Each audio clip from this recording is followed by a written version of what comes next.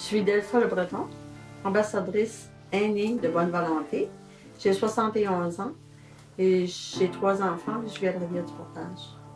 J'ai décidé de prendre ce rôle-là parce que c'est axé sur la santé psychologique et physique. Ça fait partie de ma vie, ça fait longtemps.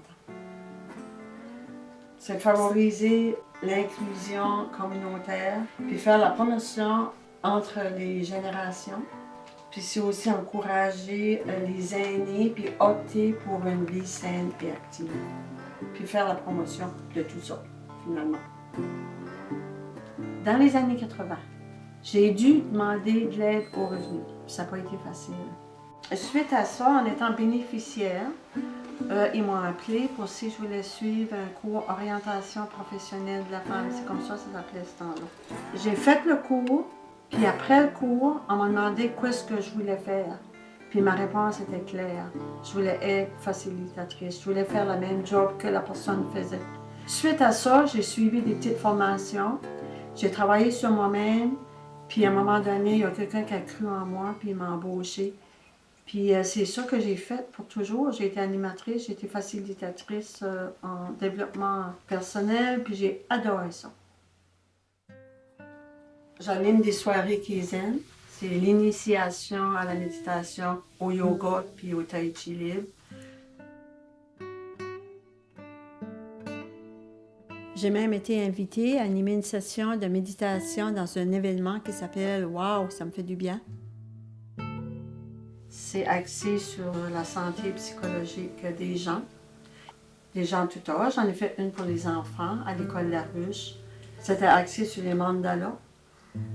C'était plaisant de voir les gens de tout âge tracer et coleurer, mettre de la couleur sur ce qu'ils avaient vécu après leur méditation.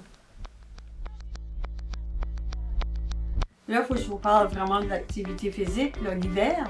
Je suis impliquée sur le conseil d'administration de Guliron, le ski de fond. Pour moi, c'est important d'encourager les gens l'hiver à bouger, pas rester à la maison, faire de la raquette, faire du ski de fond. Pour moi, c'est important qu'on ait de la bonne eau à boire puis avoir un bon environnement pour nos futures générations. Ma famille, je suis sûre que j'ai eu une influence sur leur mode de vie. Quand j'étais petit, à cause qu'on n'avait pas d'auto, ben des fois, il fallait aller faire des commissions en bicycle ou à pied. Fait des fois, ils disaient « Oh monde, c'est trop loin, on ne peut pas y aller ». Puis là, moi, je disais « Ben, amenez-vous-en, on va prendre notre temps, on n'est pas pressé, puis on va arrêter ». Puis maintenant, les rôles sont un peu inversés parce que quand je suis mis sur un défi, les enfants vont me dire « Viens, maman, on va prendre notre temps, puis on va arrêter, puis tu es capable ». Ils m'encouragent à aller plus loin.